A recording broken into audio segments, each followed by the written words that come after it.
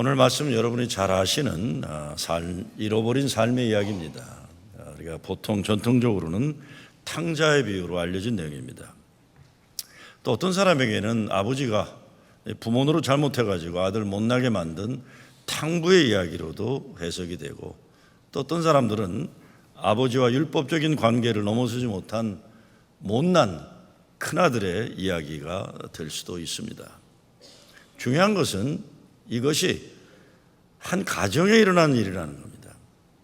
그러니까 오늘 말씀을 가지고 둘째 아들 잘했다고 하고 큰아들 못된 놈이라고 하고, 이건 우리들의 생각일 뿐이지 하나님의 마음으로 볼 때 기쁘고 좋은 축제의 날 온 가족이 그 자리에 함께하지 못하는 아프고 안타까운 현실이 여기에 담겨져 있는 겁니다.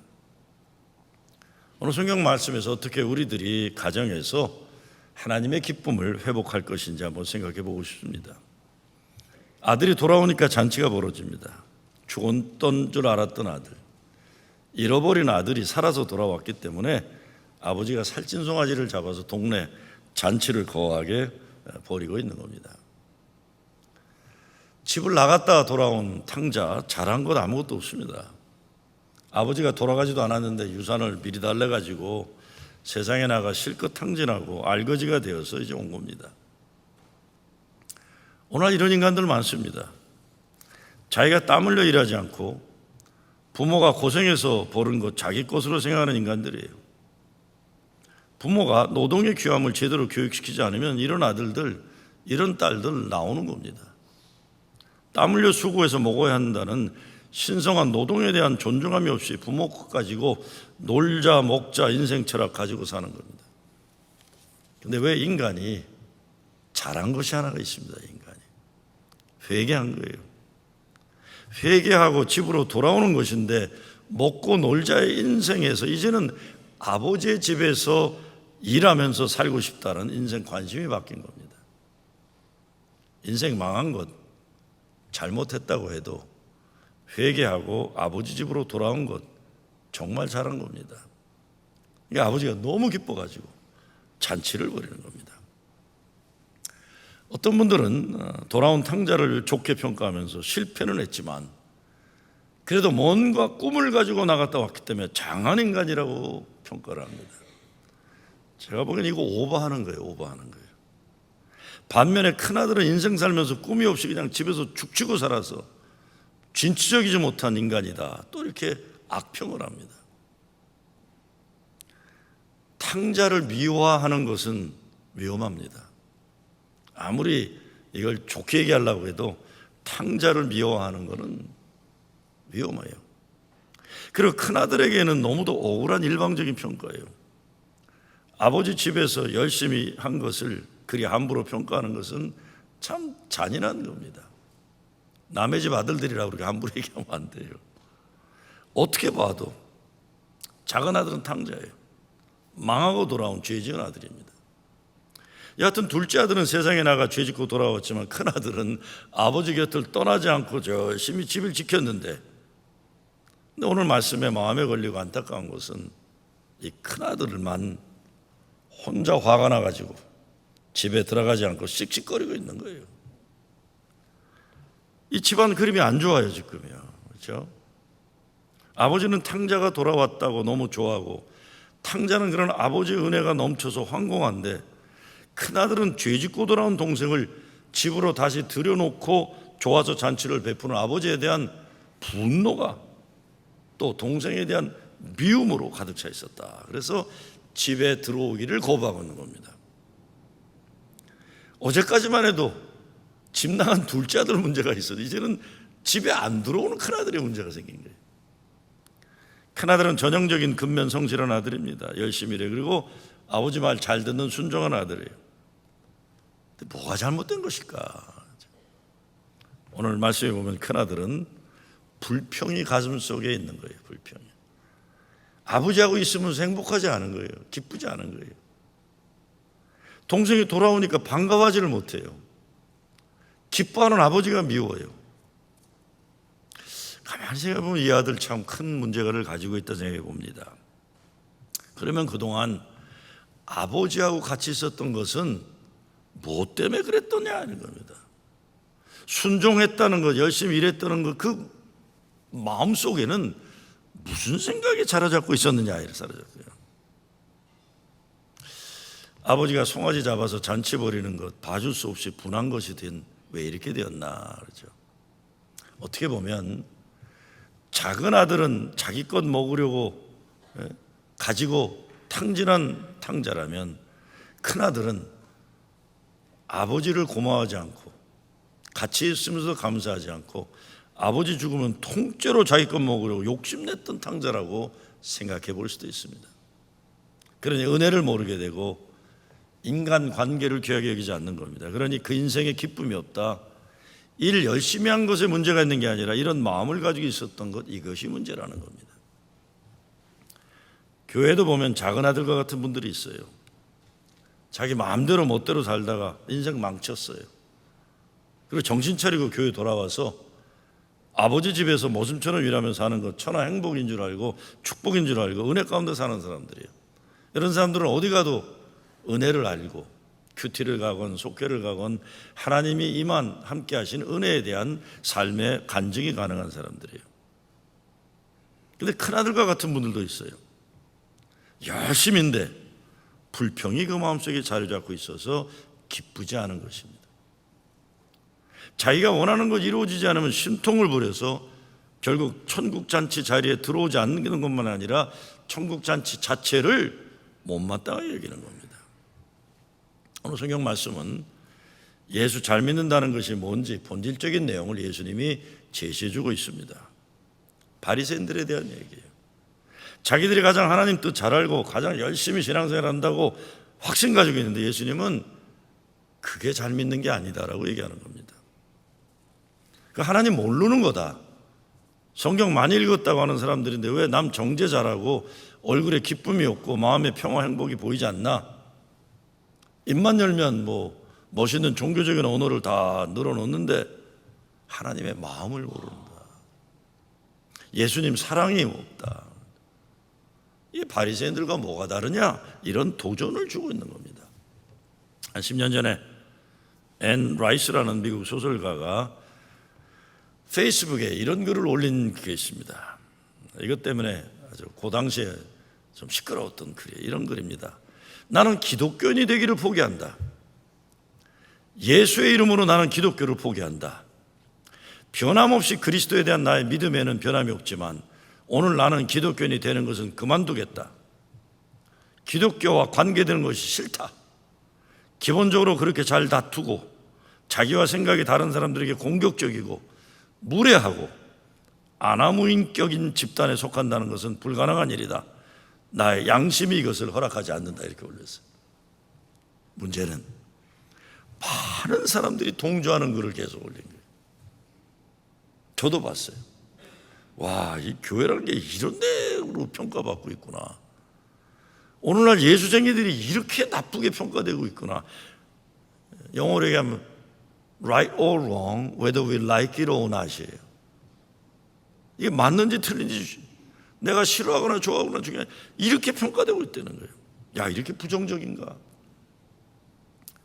그러면서 던지는 질문은 바리새인들은 정죄를 많이 했지만 예수님은 사랑을 많이 했는데 어떻게 오늘날 교회들과 오늘날 크리스천들은 그렇게 바리새인이 하던 짓들을 그대로 하고 있느냐? 이런 평가입니다.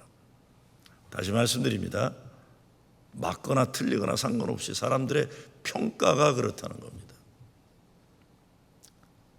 저는 오늘 성경 말씀에 나오는 큰아들을 제가 개인적으로 잘 알아요. 이 인간을. 왜일까요? 내가 큰아들이니까 그래요. 나는 큰아들처럼 신앙생활을 오랫동안 했던 사람입니다. 저 정말 그랬어요. 특히 어렸을 때 더 그랬어요. 우리 교회에 담배 피는 친구들은 절대 못 오게 했어요. 저 새끼들 담배 핀다고 우리 교회 오면 안 된다고. 나는 뒤에서 별짓 다 하면서도 겉으로는 이렇게. 근데 고등부 회장까지 했어요. 고등부 회장 할 때 대표 기도할 때 보니까 그때부터 목사 될 모습이었어요. 쫙 이렇게. 고등학교 때부터 나는 굉장히 경건해 보이는, 내가 그렇게 판단하는 겁니다. 내가 남들이 인정하는 게 아니라. 큰아들을 제가 잘 알아요. 근데 사실 작은 아들도 제가 개인적으로 잘 알아요. 내가 작은 아들이니까. 내가 작은 아들 같은 삶을 살아온 나에게도 그런 삶이 있기 때문에 그렇습니다. 제가 아버지도 잘 알아요. 아버지도. 이 아버지를 내가 잘 알아요. 왜? 돌아가신 우리 아버지가 이런 모습을 가지고 계셨어요. 제 아버지가 조그만 한국에선 잘 나가시다가 목사 되겠다고 미국에 유학 온 이후부터 집안 먹고 사는 것도 어려워졌지만 어쩌다 만난 지 얼마 안 돼가지고 목회라고 하시는데 20명도 안 되는 조그만 교회 목회하는 월급도 못 받고 내가 싫었어요. 참 싫었어요. 아버지 목회하는 자체가 싫어요. 아버지가 목회하면 좀 그럴듯하게 그냥 교인도 가득한 교회에서 월급도 빵빵하게 받고 이러면서 목회를 안 하고 월급을 못 받으니까 밤일 하셨어요. 밤 12시부터 아침 8시까지. 싫었어요. 그래서 일부러 토요일 밤이면 술 먹고 들어왔어요. 2시, 3시. 시카고에 우리 아파트가 후진 아파트인데 올라갈 때 밑에 층부터 소리가 나는 아파트예요. 70년대 초반.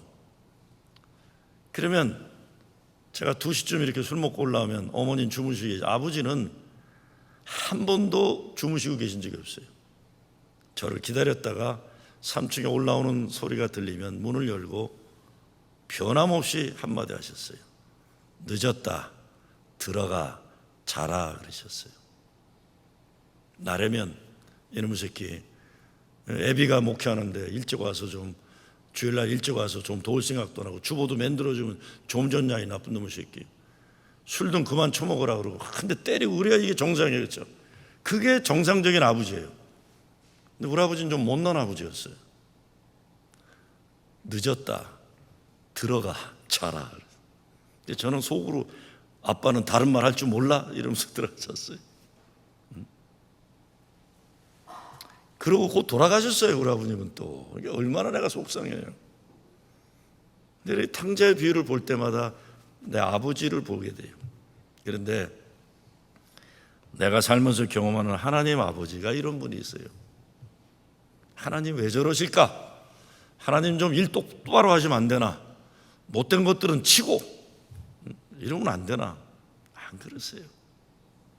안 그러세요. 비는 의인에게 죄인에게도 같이 내려주시고 하늘의 햇빛도 똑같이 내려주시고 내 마음대로 되시는 분이 아니세요. 또 용서하시고 또 용서하시고 또 사랑하시고 또 사랑하시고. 근데 오늘 어떤 사람들은 오늘 성경을 가지고 아버지가 큰아들을 야단쳤다고 해석하는데 내가 아무리 성경을 읽어봐도 아버지가 큰아들 야단치는 내용이 없어요. 우리들의 상상이에요. 그냥 아버지가 큰아들에게 한 이야기는 딴 얘기가 아니라 너도 같이 기뻐하자 이야기하시는 거예요. 너도 좀 같이 기뻐하자. 이게 다 네 건데 왜 그러냐 그러는 겁니다. 야, 왜 그러냐 이놈아. 같이 기뻐하자. 집에 와서 함께 기뻐하자. 이것이 아버지의 마음입니다. 아버지는 작은 아들 탕자가 돌아온 것이 너무 기쁘지만 큰아들도 좀 집에 들어오면 얼마나 좋을까. 아파하고 계시는 거예요. 저도 아이들을 키우는 아이비로서 30여 년 살다 보니까 이게 뭔지 조금 알아요. 조금 알게 됩니다. 아비에게는 잘난 자식, 못난 자식이 따로 없구나 이런 겁니다. 네? 따로 없어요. 그냥 다. 목회도 그렇습니다. 제가 지금보다 좀 보다 많이 젊었을 때는 교회에 문제가 있으면 나는 내가 입장이 어딘지 나는 판사 아니면 검사예요. 나는 분명해요. 젊었을 때 목회할 때는 어느 집사 저 사람은 가망 없어 5년형 받아야 돼 뭐 이런 거예요. 이렇게 저 사람은 아니야. 그래서 딱 내가 정해놓고 판사 역할과 검사 역할을 했어요. 그래서 저 사람은 때가 되면 나가면 좋겠다 뭐 이런 게 이제 분명했어요.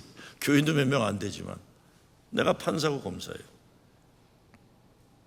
다 잘못하는데 나만 잘한다고 생각하면서 목회한 적이 많습니다. 근데 언제부터인가는 검사 판사는 안 되겠더라고 내가. 언제부터인가는 변호사 자격증도 내가 짜게 됐다고 목회를 하게 되더라고요. 누구한테 막 함부로 하면 저분 그런 분 아닌데, 저분 그런 분 아닌데 왜 사람들이 저렇게 야박하게 저 사람한테 저럴까? 권사님 괜찮아요. 제가 대변해 드릴게요. 내가 변호사 역할도 하게 됩니다. 그런가 하면 내가 죄인이라는 것을 깊이 깨달을 때도 심정이 있어요. 저는 죄인의 심정을 잘 알아요. 왜냐하면 저는 비난받는 세월이 많았던 목회를 했던 사람이에요. 맞고 틀리고를 떠나서 제가 잘못됐다 생각하지만 저는 공개적으로도 신문에까지 나를 공격당하고 난 모함당하는 게 있었기 때문에 이렇게 남들에게 비난받는 마음이 어떨까 제가 잘 알아요. 근데 오늘 성경 말씀에 나오는 아버지는 자녀들이 모두 서로 잘 지내기를 바라고 가정의 기쁨이 충만한 축제의 현장이 되는 걸 바라지, 이 친구는 이래서 못되고 이놈은 이래서 싫고 평가하거나 정죄하지 않는 겁니다. 그러니까 무능력해 보이는 아버지가 되는 거죠. 하나님 아버지의 마음은 가정의 축제 현장이 되는 겁니다. 집을 나간 자식이 돌아오고 집을 지키고 있던 자식들도 마음이 넓어져서 함께 사랑하고 고마워하는 축제 가정을 이루는 거죠. 이게 아버지의 마음. 이 기쁨의 회복을 위해 이루어졌던 아들이나 딸이 가정으로 돌아올만 합니다. 돌아와야만 그 가정의 기쁨이 회복되는 겁니다. 돌아온 탕자는 자기 것 잘 챙기면 행복하고 생각했던 인간인데 진정한 행복은 그게 아니라 아버지 계신 집에 있는 것이라고 깨닫고 돌아온 거예요. 이런 상상을 해봤습니다. 이제 아버지가 잔치하잖아요. 잔치하면 한국 사람들 잔치하면 막 잔치가 흥이 무르익으면 노래 부르라고 그러잖아요. 노래 부르라는 게. 그러니까 아마 동네 사람들이 와가지고 이제 이 사람을 김씨로 생각하면 김장로 오늘 기쁜 날인데 노래 하나 부르지. 그럼 무슨 노래 불렀을까 생각해 봤어요. 무슨 노래 불렀을까요? 저는 이 아버지가 둘째 아들을 바라보면서 이렇게 불렀을 것 같아요. 당신은 사랑받기 위해 태어난 사람, 이라고 불렀을 거예요. 아버지도 울고 아들도 울고 큰아들만 씩씩거리고 있는 거예요. 씩씩거리고 있는 거예요.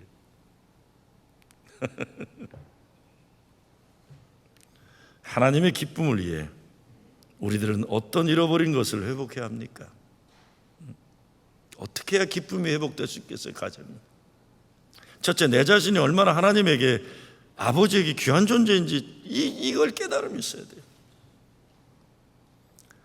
세상 사람들이 뭐라고 그래도 내가 어떤 잘못을 했어도 하나님에게는 내가 얼마나 귀한 존재인가. 전 요즘에 우리 애들에게 집에 좀 와라 이 얘기를 많이 해요. 집에 좀 와라. 아니 무슨 재미로 살아요. 자식들 키워놓고 다 신기하게 자식들은 떨어져 살기를 원하는 것 같아요. 나만 집에 오기를 바라는 것 같아요. 언제 오냐? 근데 아빠 don't ask me. 왜 내가 그런 자격도 없어요 내가? 야, don't I have a right to require you to come home? 그런 말도 못해요 사실은. 야, 아빠는 너 왔으면 좋겠다. 하나님도 그런 거예요. 천하의 아버지에게는 자식이 귀한 거예요. 어떤 자식이라도. 그렇기 때문에 여러분, 우리가 살다가 돼지들과 경쟁하다 지면 이거 잘하는 거예요. 돼지우리에서 돼지가 먹는 음식 잘 먹는 게 그게 성공이 아니라는 거예요. 돌아와야 돼요. 중요한 거는 성경 말씀에 보게 되면 돼지처럼 살다가 제정신이 들었다 그러는데 영어로는 He came to himself 그랬어요. He came to himself. 자기 자신으로 돌아왔다. 내가 이런 존재가 아니구나 깨달았다는 거죠. 아버지 집으로 돌아오기에 가장 중요한 것이 제정신 차리는 겁니다. 제정신이라는 것은 내가 누구인지 존재의 정체성을 회복하는 거예요. 나에게는 아버지가 있다, 어머니가 있다. 그렇죠? 그러니까 돼지우리에서 제정신 차리면 큰 축복입니다. 여러분, 교회 들어와서도 예배 드리면서도 마찬가지고요. 집에 왔으면 기뻐하고 축제를 예배하는. 근데 아버지 집에 왔으면서도 심통이나 부리는 큰아들처럼 아니면 부엌에서 수근수근대는 궁시렁대는 하인들처럼 그렇게 살면 재미없는 거예요. 아버지의 원하는 건 하나님 나라 잔치에 다 참여하기를 바라는 거죠. 제가 목회하면서 가끔 교인들에게 책망받는 것 가운데 뭐 많이 있지만, 그 중에 목사님은 왜 죄에 대해서 성도들에게 강하게 얘기 안 하십니까? 그런 분들이 계세요. 좀 교인들에게 강하게 죄에 대해서 좀 얘기하라 그래요. 어떤 분들 보면 자기가 검사, 이렇게 검사장 또 아니면 헌병대장 이렇게 차고 왔다 갔다 하는 분들이 있어요. 목사님은 왜 이렇게 자기가 해야 될 권위를 발휘 안 하고 교인들에 대해서 죄에 대해서 너그럽다는 말도 누가 하더라. 그래서 내가 죄에 대해서 너그러운가, 왜 그럴까 생각해봐요. 그런 분들은 막 헌병 완장차고 왔다 갔다 하면서 적어요. 목사님 누가 아십니까? 이거 아무개 집사 무슨 죄진 거. 목사님 저 양반 뭐 장로라 그러지만 장로 자격 뭐죠. 내 속으로 그래. 나는 어떻게 저분에게 평가당하고 있을까? 부담스러워요. 오늘 성경 말씀에 보면 집에 돌아온 탕자가 아버지를 만나고 자기 죄를 용서해달라고 말을 하려고 하지만 아버지는 그 말에 관심이 없는 거예요. 그냥 끌어안고 뽀뽀하고 기뻐하셨다. 오늘 성경을 읽었어요. 아버지 내가 죄 졌습니다. 근데 들은 척을 안 해요. 그냥 안아주고 뽀뽀해 주는 거예요. 큰아들 역할하는 건 쉬운 노릇 아닌데, 교회에서도 자기는 검사와 경찰이라고 생각하는 분들, 큰아들 역할 잘하고 싶어하는 분들 적지 않은데 참 재미없죠. 이런 사람들 때문에 예수님의 마음에 대해서 관심이 없는 거예요. 자꾸 바리새인이 된 것처럼, 신앙의 어떤 우리 목적이 최고의 바리새인이 되는 것처럼 이거 그러지 말라는 거예요. 예수님은 너 왜 그러냐, 왜 그러냐. 집으로 돌아왔다는 것 은혜요 축복입니다. 가정을 소홀히 했던 분들 가정으로 돌아오셔야 하고, 여러분의 영혼의 집인 교회에서 멀리 떨어져 살았던 분들 교회로 돌아오고 은혜의 자리에 와야 돼요. 그리고 큰아들 노릇하느라고 교회에 있으면서도 교회 생활 행복하지 않았던 분들, 이제 큰아들 역할 그만하고 은혜의 자리, 복음의 자리로 돌아와야 하는 겁니다. 난 진짜 어떤 때 도대체 교회 생활 왜 하나 걱정될 때도 있어요. 아니 저런 마음 뽑아가지고 저런 심통 부리면서 교회는 왜 뭐 하느라고 신앙을, 어떻게 신앙생활을 했길래 저렇게 오리엔테이션이 돼 있을까? 복음의 자리, 은혜의 자리로 와야 돼요. 탕자가 돼지우리에 생각난 아버지가 누굽니까? 아버지는 아들이 나간 그날부터 동네 동구밖에 아들이 돌아오기를 기다리는 아버지. 그래서 아들이 돌아오는 날 멀리부터 알아보고 뛰어가서 아들을 끌어안고 입을 맞추었다. 잘못했다는 말을 하기 전에도 끌어안았다. 이게 아버지만 하나님께로 돌아와야 합니다. 세상 부귀영화를 인생 목적으로 살면 돼지우리에 빠져 허덕이게 됩니다. 하나님 없는 물질, 하나님 없는 부귀영화, 명예, 결국 영원한 사망의 길입니다. 돌아와야 하는 거죠. 어서 돌아오, 어서 돌아오. 지은 죄가 아무리 무겁고 크기로 주 얻지 못 담당하고 못 받으시리요. 이게 돌아와야 되는 것인데 사람들이 문 지키면서 못 들어오게 한다든가, 돌아온 사람들에게 자기처럼 바리새인 되라고 강요한다든가, 이게 하나님이 기뻐하신 일이 아닌 거죠. 그래서 두 번째, 종교적인 형식과 습관을 잘 지키는 것, 예수 잘 믿는 것 착각하지 말고 하나님 기쁨과 축제의 자리로 찾아야 되는 겁니다. 성경에 큰아들이 돌아오는 속편이 없다는 건 참 쉬워요. 그렇죠? 다시 좀 누가 쓴다면, 소설을 쓴다면 그렇게 되겠죠.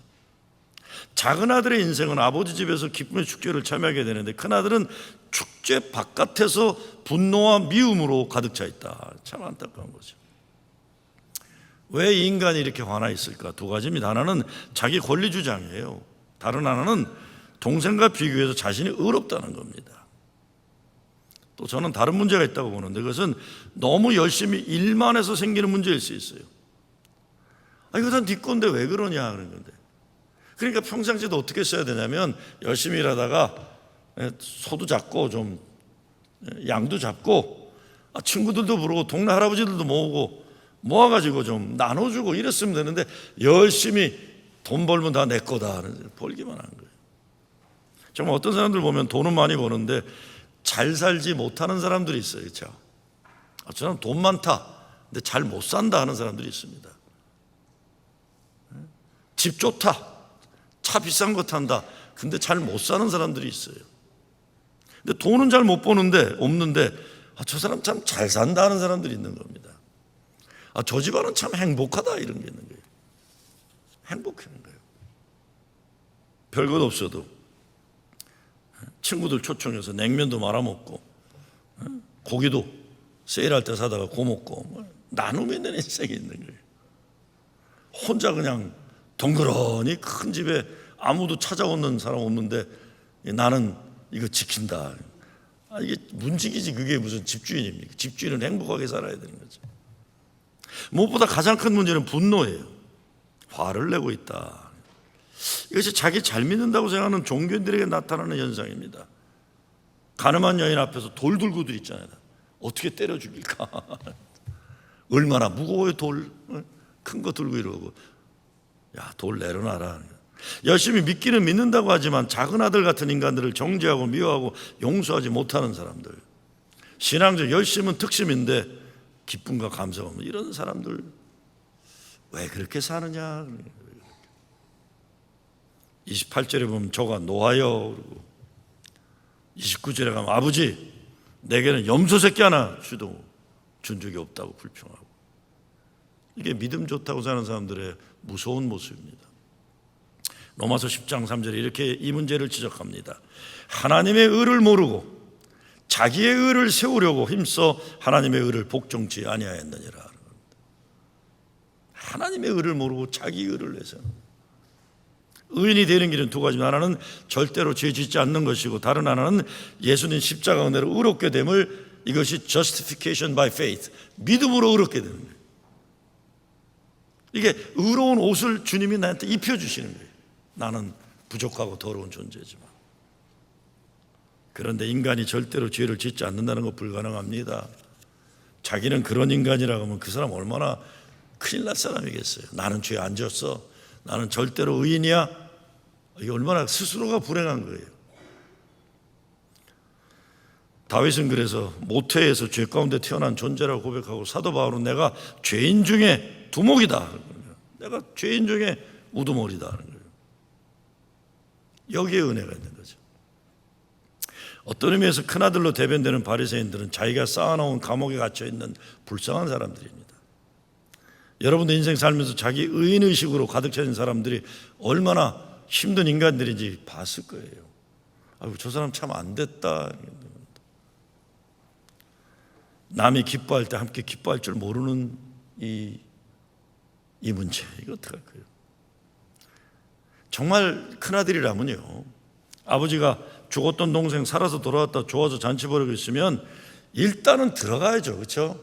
들어가서 아무리 마음에 내키지 않아도 아버지 좋으시겠네, 얼마나 저놈 오는 걸 기다리셨어요.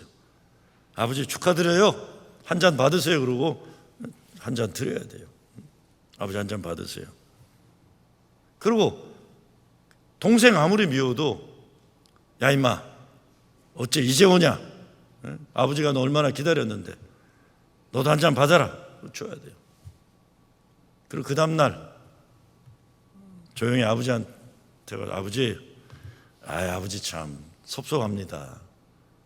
아니 나는 그렇게 열심히 옆에서 충성 맹세를 했는데 저놈의 자식 저렇게 사고치고 온 놈은 저렇게 기뻐하는데 아이고 내가 정말 섭섭합니다 아버지.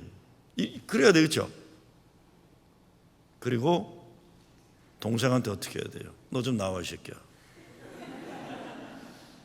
그리고 뒷뜰에 끌고 가서 엎드려 뻗쳐. 그리고 빠따 매트 치고 빠따 매트 쳐. 너 임마 너 없어서 나 혼자 얼마나 고생했는데 이 새끼 이제부터 네가 이제 농사 짓고 이제 아버지 네가 모셔야지, 나쁜 놈. 나도 좀 휴가 갔다 오겠다 그러고. 그러면 어떻게 해야 돼요? 브라더, I love you, welcome home. 그러고 이게 형이지, 그렇죠? 삐져가지고 밖에서 안 들어오고 뭐 지들끼리 재미난가 보자, 얼마나 사나 보지. 이래야 큰아들이죠. 우리가 인생 살면서 이렇게 살지 말아야 돼요. 그리고요, 우리가 탕자와 같이 집을 떠나 살다 아버지 집을 기어가 왔을 때 이런 인간들 때문에 영향받으면 안 됩니다. 아버지가 초대한 자리는 내 권리예요. 그거는. 이제부터는 아버지 집이에요. 이거. 그러니까 내 집이에요. 그냥 형이 뭐라 그래도 너 왜 그래? 아버지가 나를 인정했는데. 형 왜 그래? 그러지 마. 이 하나님이 주신 특권 빼앗기면 안 됩니다. 성경에 뭐라 그럽니까? 그리스도 안에 있으면 정죄함이 없나니 그랬어요. 누구나 새로운 피조물이라 그랬어요. 주님이 그렇게 인정하셨는데 딴 인간들이 뭐라 그런다고 내가 왜 영향을 받아요? 너 왜 그러냐? 주님이 나를 인정했는데. 우리가 돌아온 것을 기뻐하시는 아버지에게 우리 마음을 마야지, 집에 돌아온 것을 못마땅하게 생각하고 불평하는 큰아들 같은 사람들에게 마음을 빼앗기면 잔치집이 아니라 이거 초상집 되는 거예요. 또 놓치지 마세요. 놓치지 마세요. 하나님의 마음을 알고 용서하시는 은혜를 내가 붙잡아야죠. 그러기 위해서 마음이 뻔뻔하면 안 돼요. 탕자들은 죄에 찔림이 있어야 돼요. 예배드림도 찬송 부르며 죄에 애통함이 없고 용서받으며 감격이 없으면 뻔뻔한 심정이에요. 그러니까 다 나는 괜찮고 남의 문제라고 생각하니까 예배 가운데 눈물이 있고 예배 가운데 회개의 기쁨이 있고 구원의 감격이 있고, 그래야 예배 안에 천국의 축제가 가능한 거죠. 은혜를 아니까. 마지막으로 모두 집으로 와야 돼요. 이제는 이것이 회개입니다. 회개라는 것은 죄인인 우리는 하나님의 은혜가 다 필요하다는 걸 인정하는 거예요. 큰아들도 필요하고 작은아들도 필요하고, 그래야 아버지의 긍휼함을 이해하게 되는 겁니다. 저는 정말 이 큰아들이 가지는 나쁜 거를 많이 가지고 살았었던 과거가 있기 때문에 그래요. 제 아버지 돌아가셨는데요, 이게 이제 목사 아들이라고, 아버지 없는 뼈대 없는 집안이라고 욕먹을까 봐 우리 아버지 장례식에 어떻게 했는지 아세요? 나 안 울었어요. 믿음 좋은 것처럼 보이려고. 목사 아들은 울면 안 되는 거예요. 왜? 우리 아버지 천국 갔으니까. 그렇죠?